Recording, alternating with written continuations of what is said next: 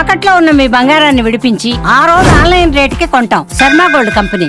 ప్రస్తుతం ఏపీ రాజకీయాలు ఇది ఒక హాట్ టాపిక్ గా చెప్పాలి. ఎందుకంటే రాజంపేటకు సంబంధించినటువంటి ఎంపీ పెద్దిరెడ్డి మిథున్ రెడ్డిని కొద్దిసేపటి కిందట ఏపీ సిట్ అధికారులు అరెస్ట్ చేశారు. ఇవాళ ఉదయం ఆయన సిట్ కార్యాలయానికి చేరుకున్నారు. దాదాపుగా 7 గంటల పాటు లిక్కర్ కుంభకోణం సంబంధించినటువంటి దానిపై అధికారులందరూ కూడా విచారించారు. ఇప్పటికే ఈ కేసుకు సంబంధించి కూడా వైసీపీ హయాంలో కీలకంగా వ్యవహరించినటువంటి వారందరూ కూడా ప్రభుత్వం కూపీలాగుతుంది. ఇప్పటికే ఈ కేసులో A1 గా ఉన్నటువంటి రాజ్ కశిరెడ్డి అలాగే ఇతర IAS అధికారులు కూడా అరెస్ట్ చేసినటువంటి విషయం తెలిసింది. ఇప్పుడు తాజాగా A4 గా ఉన్నటువంటి పెద్దిరెడ్డి మిథున్ రెడ్డి రాజంపేట ఎంపీ అయినా అలాగే గత ప్రభుత్వంలో కూడా కీలకంగా వ్యవహరించినటువంటి నాయకుడిగా మిథున్ రెడ్డికి పేరుంది.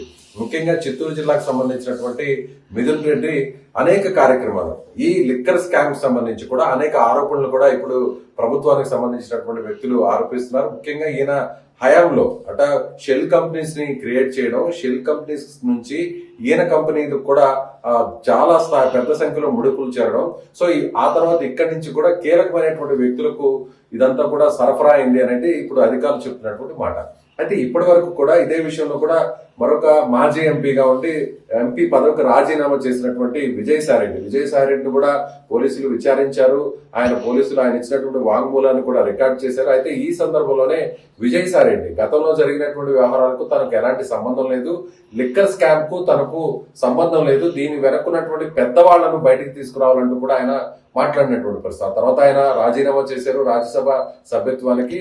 ఆ స్థానంలో కూడా వేరొకరిని ఎంపిక చేసిన విషయం తెలిసింది. అయితే ఇప్పుడు ముఖ్యంగా జగన్మోహన్ రెడ్డికి దగ్గర వ్యక్తిగా గత హయాంలో కూడా కీలకంగా పనిచేసినటువంటి పెద్దిరెడ్డి మిథున్ రెడ్డిని అరెస్ట్ చేయడం వెనక ఇప్పుడు మొత్తం వైసీపీలో ఒక రకమైనటువంటి ప్రకంపనలే మొదలయ్యని చెప్పాలి. ఇది ఒక పెద్ద షాకింగ్ న్యూస్ గా పార్టీకి చెప్పాలి. ఎందుకంటే దీని వెనకున్నటువంటి ఒక్కొక్కరినందరిని కూడా ఇప్పుడు బయటకు తీసుకొచ్చేటువంటి పరిస్థితి ప్రభుత్వం చేస్తుంది.